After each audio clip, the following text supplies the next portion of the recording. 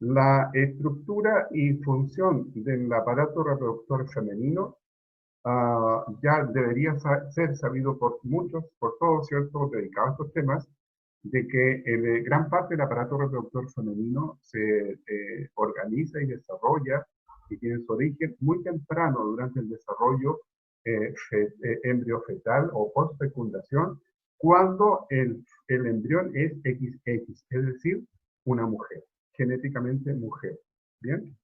Entonces, el desarrollo normal desde los orígenes embrionarios hasta la adolescencia tiene una íntima relación con su interacción medioambiental, como conversábamos, ¿cierto? Por ejemplo, con los hábitos de sueño-vigilia, con los hábitos de alimentación, con los hábitos de exposición a factores, digamos, predisponentes a alteraciones en los ejes endocrinos u hormonales, o estados de oxidación del cuerpo, ¿cierto? Que eh, puedan provocar un daño principalmente en lo que es la meiosis detenida que se encuentra en el ovario de la mujer.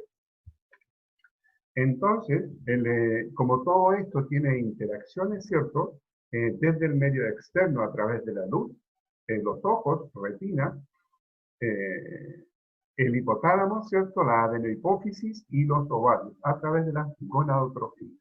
¿Por qué es tan importante que ustedes conozcan esta inducción, esta regulación endocrina del funcionamiento y organización de los órganos sexuales femeninos? Porque cada uno de estos puntos, es decir, hipotálamo, adenohipófisis, ovario, producen hormonas. Y esas hormonas están disponibles en el comercio. Quiero decir, por ejemplo, si usted diagnostica de que la mujer presenta problemas de infertilidad, ¿cierto? Porque tiene un daño en la secreción de factores liberadores hipotalámicos, usted, si no se puede regular biológicamente eh, ese hipotálamo en esa persona, es posible hoy día generar inyecciones, ¿ya? Inyecciones de factores hipotalámicos, ¿ya? Así como también de las gonadotrofinas, FSH, LH de la hipófisis, ¿ya? Porque ellos regulan. Entonces, para poder hacer un reseteo del funcionamiento ovárico cuando es dependiente de la integridad del eje hormonal, ¿cierto? En esa situación usted debe determinar qué parte del eje, hipotálamo, adenohipófisis, qué células de la adenohipófisis, las que sintetizan FSH o las que sintetizan LH. Y luego en el ovario propiamente tal. ¿Se fija? Por eso es importante conocer esta triangulación, digamos, o esta relación que hay entre el medio externo, la luz, la calidad de la luz, la cantidad de luz durante el periodo 24 horas, con la calidad de la retina, de las neuronas de la retina, hacia las ganglionares de la retina principalmente, ¿cierto? Donde existen proteínas sensibles a la luz que transforman esa señal luminosa en una señal química hacia los sistemas nerviosos superiores. Va al hipotálamo, a la adenohipófisis. Entonces, vamos a desarrollar la clase asumiendo que esta actividad endocrina es normal. Bien, pero ustedes deben tener claro que cada uno de los pasos, ¿cierto?, podría estar anormalmente funcionando y que va a generar una patología, una enfermedad, enfermedad reproductiva, porque una enfermedad es cuando se pierde el estado de salud, ¿ya? Y una persona puede estar sana, pero puede tener dificultades para ovular. ¿Se fija? Entonces aquí se habla de salud reproductiva. Cuando este agente, este sistema, digamos, endocrino se altera, puede generar pérdida del estado de salud general del individuo, de la mujer en este caso, por ejemplo, cuando se producen prolactinomas, ¿ya? Las células de la adenohipófisis, por ejemplo, se tumorizan y liberan demasiada prolactina, ¿cierto? En una jovencita de 10 años, por ejemplo, 15 años, ¿ya? Entonces, ahí hay un problema de salud donde se pierde la integridad del estado de salud, ¿ya? Y aparece una enfermedad. Bien, entonces los caracteres, digamos, de salud y enfermedad deben estar integrados y asociados como salud general y salud reproductiva. Bien, Generalmente el estudio del aparato reproductor femenino se inicia con el estudio de los ovarios, ¿ya? Los ovarios son dobles, ¿cierto? Tienen sus propios mesos que generan la envoltura en la cápsula del ovario y está formada por un mesotelio, el mesotelio ovárico. Ese mesotelio ovárico normalmente está formado por un epitelio simple plano, pero que en la mujer cuando comienza su ovulación hasta que termine su vida de ovulación, ese epitelio va a tener alturas variables dependiendo de los estadios del ciclo, pudiendo llegar a ser desde un epitelio plano simple a un epitelio, perdón, desde un epitelio simple plano puede llegar a un epitelio simple cilíndrico, ¿ya? Y luego ese ovario que está suspendido en la pelvis baja, ¿cierto? Por los mesos, se continúa a través de contactos no adherentes con el oviducto, ¿ya? Y ese oviducto es el que le lleva hasta el útero. De hecho, se dice que el útero podría ser una diferenciación del oviducto, hasta por lo menos el primer tercio de vagina, ¿ya? Dado su origen embrionario, que se originan a partir de los conductos de Miller o paramesonéficos, ¿ya? Y luego, ¿cierto? Desde el seno urogenital se genera el resto de la vagina en asociación posterior con la piel externa, el ectoderma, ¿cierto? Se origina los labios menores, labios mayores, el introito, ¿ya? O la vulva propiamente tal, ¿cierto? Con vagina. Bien, entonces vamos a ver estas estructuras en más detalle y al microscopio. Bien, fíjense que cuando el ovario funciona, está irrigado por la arteria ovárica.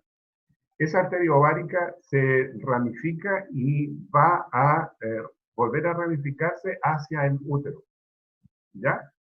Donde se conecta con la arteria uterina.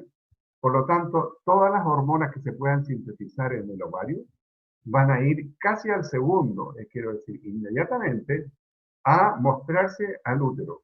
O sea, el útero está en sincronía con lo que está ocurriendo en el ovario y viceversa, ¿ya?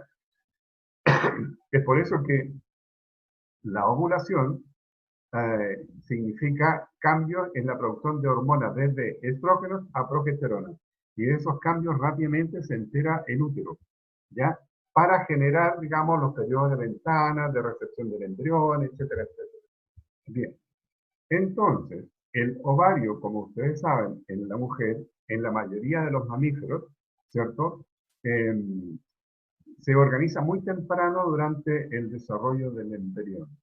Más o menos al día 54 post-fecundación, las células mesenquimáticas y las células germinales que están organizando la gónada, recién al día 54, ¿cierto? Ya se sabe si esa gónada se está diferenciando hacia masculino o se está diferenciando hacia femenino, ¿ya?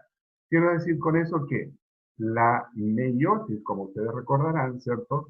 En la mujer comienza durante el periodo de embrión, ¿cierto? Entonces comienza la meiosis cuando llegan las células germinales o los ovogonios, ¿cierto? Al sitio donde se va a formar la gónada, estos entran en meiosis y como las células mesenquimales locales le generan una envoltura rápidamente, ellas dejan de recibir las sensaciones hormonales. Por lo tanto, se detiene la meiosis en un momento determinado, ¿ya? Y esta detención generalmente es en la profase 1 de la meiosis, que es la profase larga, específicamente en un estadio de diploteno, ¿ya? Recuerden, ¿cierto? Diploteno, cigoteno, diploteno, ¿ya? Entonces, en estado profase 1, diploteno. Entonces, ahí se mantienen en statu quo, ¿cierto? Hasta cuando les toca en la mujer ya adulta, adolescente, cuando empieza su ciclicidad ovárica y comienza a ovular. En ese momento, uno que otro ovocito, ¿cierto? Con meiosis detenida, comienza a reiniciar, no, a continuar su meiosis para ser ovulado en metafase 2, ¿ya?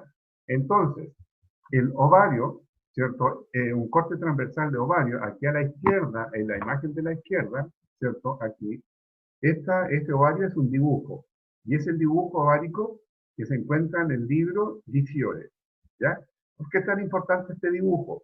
Porque aquí está dibujado todo lo que tenemos que saber del ovario, ¿ya? A la derecha, en la foto, es una imagen que nosotros tenemos de un ovario de gata. ¿Por qué de gata?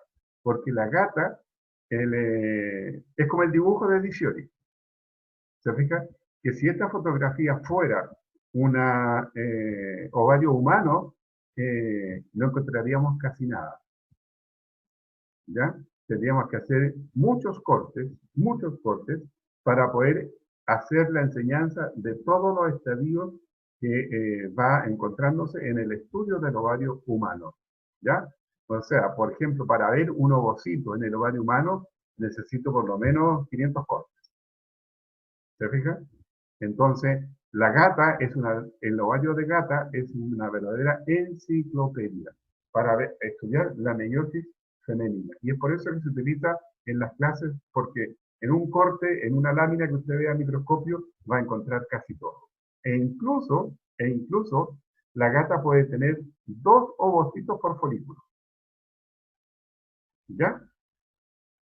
Seguimos. Entonces, aquí hay un ovario donde se está provocando la ovulación. ¿Se fija? Ahí sale el ovocito, y se desprendió y dejó una herida en el ovario. ¿Ya? Dejó una herida donde se rompió el mesotelio y el conectivo subyacente, como todo epitelio. Y en el conectivo hay vaso sanguíneo y por lo tanto se genera ahí una hemorragia. Y en esa hemorragia, más la inflamación y la rotura que debe ser cicatrizada, se organizará luego el cuerpo lúteo, que va, o sea, pronto, se organiza el cuerpo lúteo que va a sintetizar, digamos, a partir del colesterol y la androstenediona, ¿cierto? Va a formar la progesterona. Bien, entonces, fíjense, en la fotografía que estoy indicando, miren, aquí el epitelio mesotelial del ovario, ¿cierto? Está formado por un epitelio simple cilíndrico. Por lo tanto, este ovario pertenece a un individuo en ciclo, ¿ya? Ese epitelio antiguamente se le llamaba epitelio germinal. ¿Por qué? Porque los primeros microscopistas que empezaron a ver el ovario, ¿cierto? Dijeron, mira, este epitelio que reviste el ovario, ahí es donde están los óvulos, ¿ya? Entonces, antiguamente se pensaba que a partir de este epitelio mesotelial se originaban los ovocitos y se le llamó epitelio germinal. Se los menciono porque en muchos textos actuales aún se menciona de esa manera, ¿ya? Pero la verdad es simplemente un mesotelio, modificado de acuerdo al ciclo endocrino. Entonces, fíjense, ¿qué tejido existe subyacente a un epitelio? Un tejido conectivo. ¿Se fijan? Un tejido conectivo formado por gran cantidad de fibroblastos y un tejido conectivo más bien fibroelástico, ¿ya? Un tejido conectivo denso, fibroelástico, ¿ya?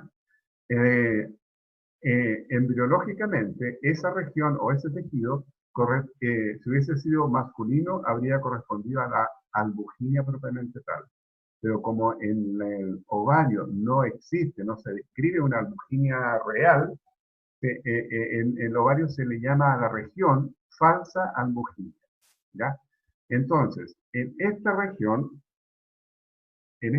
voy a volver a la diapositiva anterior, fíjense, aquí tenemos una región del ovario que es vascularizada, altamente vascularizada, muy vascularizada, y una región donde se ubican todos los estadios del desarrollo folicular, ¿ya? Por lo tanto, hay una corteza donde ocurren todos estos fenómenos del desarrollo folicular y una médula altamente vascular, venas, arterias, linfáticos y nervios. Entonces, en la corteza del ovario vamos a encontrar todas estas estructuras que se observan aquí.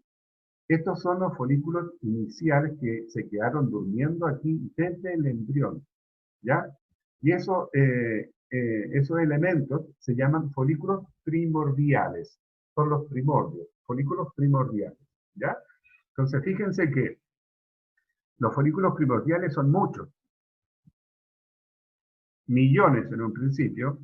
La mujer nace con miles y muere con una docena, muy poquito. ¿Bien? Entonces, estos folículos primordiales son los que tienen que despertar de acuerdo a un reacondicionamiento endocrino para generar el ciclo de la foliculogénesis y generar toda esta otra estructura que tiene como fin poder evacuar un ovocito al oviducto. ¿Ya? Seguimos entonces. Fíjense. Entonces aquí está el mesotelio, epitelio simple cilíndrico, el tejido conectivo subyacente con su albuginia. Inmerso en la profundidad de esa albuginia se encuentran estos elementos. Y estos elementos son los folículos primordiales. Entonces, en estos folículos primordiales, fíjense aquí. Aquí está en blanco, ¿cierto? Todo lo que es el citoplasma del ovocito. Y al centro está el núcleo, ¿ya? Y ese núcleo está en diploteno, o sea, profase 1, o sea, en meiosis 1, ¿ya? Entonces, las células que están por fuera al principio durante el desarrollo embriofetal son las células mesenquimáticas, ¿ya? Que tienen diferentes orígenes, pero seguramente lo veremos o lo vieron en embriología. Esas células, ¿cierto? Fíjense ahí que el núcleo de una célula, un núcleo plano, por lo tanto, cada folículo primordial cuenta con el ovocito y rodeado por 3 a 4 células planas, como abrazándolo. Ya 3 o 4 células planas. ¿Ya? Y están en grupos como si fueran nidos. En grupos como si fueran nidos. Entonces, fíjense más abajo, ¿cierto? Al centro, hay otra fotografía donde está el ovocito, ¿ya? El núcleo y el nucleolo y las células foliculares periféricas, que son células planas.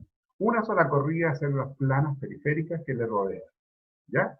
Entonces, estas células no tienen receptores para FSH, para LH, por lo tanto están como durmiendo, ¿ya? A la derecha tenemos a mayor aumento, ¿cierto? Lo mismo, fíjense, ahí está el ovocito, su núcleo, su nucleolo, el citoplasma. Ahora, durante todo el periodo de foliculogénesis, es decir, desde que se reinició o se recontinuó la meiosis del citotelo, ¿cierto? A metafases y a pasar a la meiosis 2, ¿cierto? Hasta que se ovula, el citoplasma del ovocito experimenta gran cantidad de cambios, principalmente en relación a la cantidad de material, distribución y organización del citoesqueleto y unas moléculas súper relevantes que son los ARN mensajeros, ¿ya? Los ARN mensajeros citoplasmáticos del ovocito van a organizar el citoesqueleto del huevo o del ovocito fecundado, ¿ya? Y cuando se reparta en las primeras estadios de la fecundación ese citoplasma, algunas células van a quedar con un tipo de RNA mensajero y otras células con otro.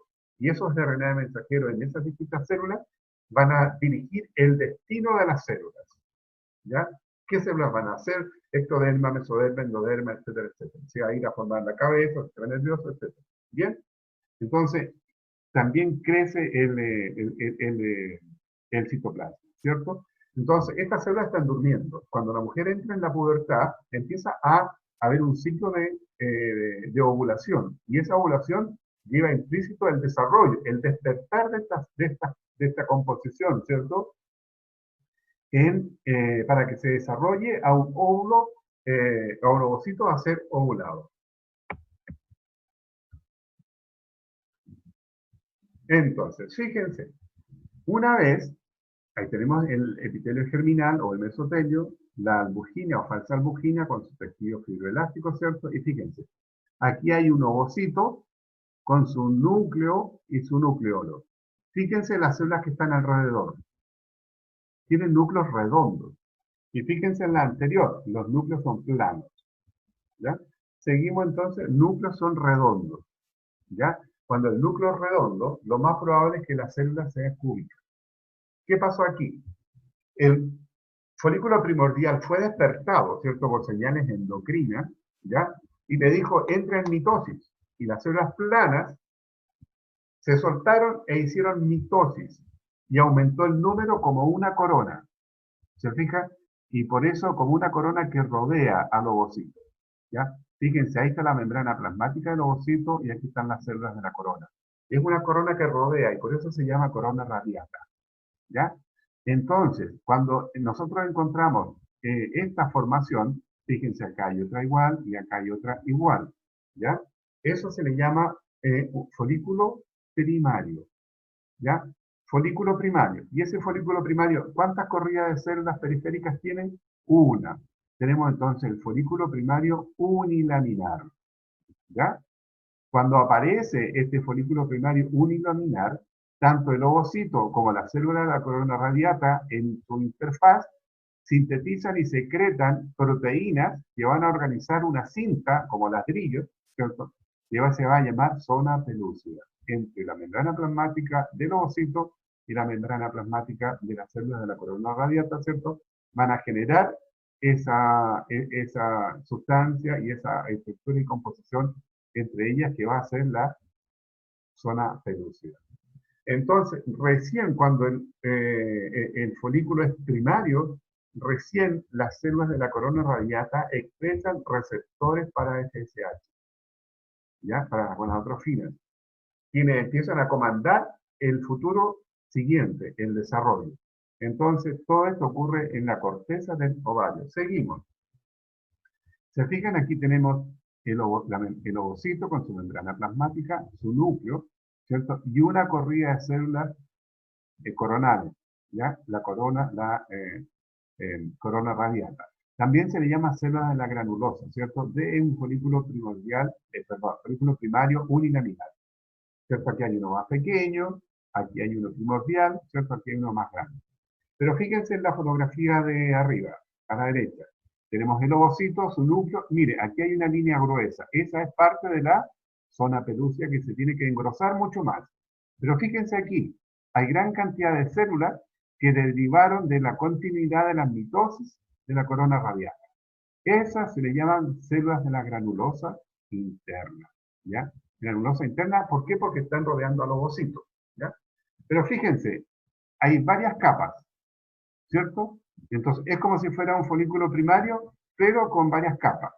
Y por tener varias capas, se le conoce con el nombre folículo primario multicapa o multilaminar. Folículo primario multilaminar, ¿ya? Si tuviera dos capas, sería un folículo primario bilaminar. Cuando ya son más de dos o tres, de tres hacia arriba, se le prefiere llamar multilaminar. Folículo primario multilaminar, varias capas de células de la granulosa interna con su zona pelúcida, ¿cierto? Su citoplasma abundante, grande, su núcleo y su núcleolo. ¿Ya? Pero fíjense que en esta capa de células granulosas que rodea al ovocito, hay células que quedan entre medio de todas. ¿Ya? No están ni hacia afuera ni hacia adentro. Por lo tanto, no reciben nutrición. Esas células se mueren. Y al morirse, liberan muchos cationes, sobre todo, por ejemplo, sodio, y el sodio siempre está con agua. Y aquí está, miren, ¿se fijan? Esta es la capa de células mitóticas resultantes y hay lagunas de agua, ¿ya? Cuando hay lagunas de agua, ¿ya? De líquido antral, que se llama, ¿cierto? Se le conoce como folículo secundario, ¿ya? Estas lagunas del folículo secundario, ¿ya? Pueden ir creciendo más y más y más y más, ¿cierto? Y hacen coalescencia. Se une esta con esta con esta. Se fijan, forman una gran laguna y forman un antro. Y por eso se llama folículo antral posteriormente. Entonces el ovocito queda, fíjense, el ovocito, la zona pelúcida y una capa de células granulosas internas. Pero aquí hay una capa de la granulosa que queda hacia afuera, comprimida o hacia afuera por el líquido antral. Y esas son las células de la granulosa externa. ¿Ya? Fuera de todo este sistema, acá encontramos el tejido fibroelástico del estroma del órgano. Entonces, frente al crecimiento de toda esta estructura que aumenta en volumen y tamaño, ¿cierto? Va comprimiendo el tejido que está por fuera. Entonces, ¿qué cambios ocurren? Primero, se acercan células fibroelásticas alrededor y luego un refuerzo conectivo. Entonces, la parte interna celular del refuerzo, ¿cierto?, externo corresponde a la teca interna y el elemento componente de fibroso, digamos, externo es la teca externa.